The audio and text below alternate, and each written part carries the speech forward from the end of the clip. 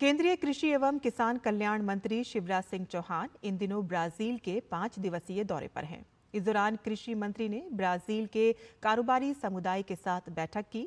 इस दौरान सोया उत्पादन और कृषि के मशीनीकरण पर चर्चा हुई। साओ पाउलो में शिवराज सिंह चौहान ने खास बातचीत की। हमारे संवाददाता शोभन सक्सेना ने। आपने आज यहाँ के व्यापारी समुदाय के साथ बात की, कैसी बातचीत रही? यहाँ की बिजनेस कम्युनिटी से,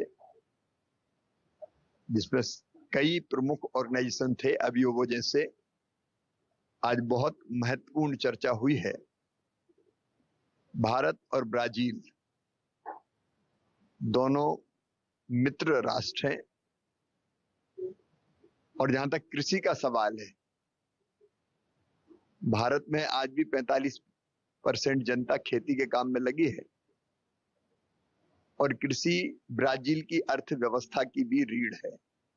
दोनों में सहयोग की अपार संभावनाएं हैं। कई क्षेत्रों में पहले से ही काम चल रहा है, लेकिन उस काम को और आगे बढ़ाने की चर्चा हुई।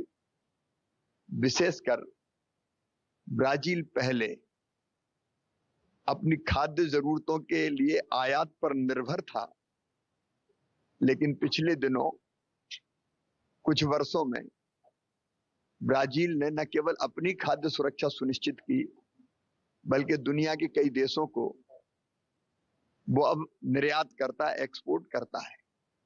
भारत की खेती भी बड़ी तेजी से आगे बढ़ रही है और इसलिए दोनों में सहयोग की अपार संभावनाएं हैं। उनको आज हमने तलाशा। अब जैसे सोयाबीन का उत्पादन यहां बहुत ज्यादा है भारत के मुकाबले, तो भारत में सोयाबीन का उत्पादन कैसे बढ़े, उत्पादन केवल नहीं, प्रोसेसिंग के क्षेत्र में भी हम साथ मिलकर काम कर सकते हैं। सर, अन्न सुरक्षा का एक बहुत महत्वपूर्ण मुद्दा है आजकल दुनिया में। इस क्षेत्र में भारत और ब्राजील कैसे सहयोग कर सकते हैं? कि भारत ने पहले ही कहा है वसुधैव कुटुंबकम, सारी दुनिया ही एक परिवार है। हम अपनी खाद्य सुरक्षा के लिए तो चिंतित हैं ही, लेकिन आज मुझे कहते हुए गर्व है कि प्रधानमंत्री नरेंद्र मोदी जी के नेतृत्व में भारत ने अपनी खाद्य सुरक्षा सुनिश्चित कर ली है। दुनिया के कई देशों को भी हम एक्सपोर्ट कर रहे हैं, लेकिन भारत और ब्राजील दोनों मिलकर पूरी दुनिया की खाद्य सुरक्षा को सुनिश्चित करने का बहुत महत्वपूर्ण काम कर सकते हैं और इसलिए दोनों में सहयोग होगा।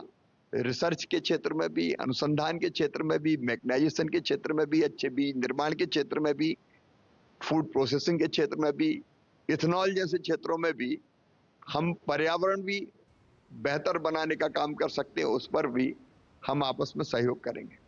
तो डीडी इंडिया से बात करने के लिए बहुत बहुत धन्यवाद।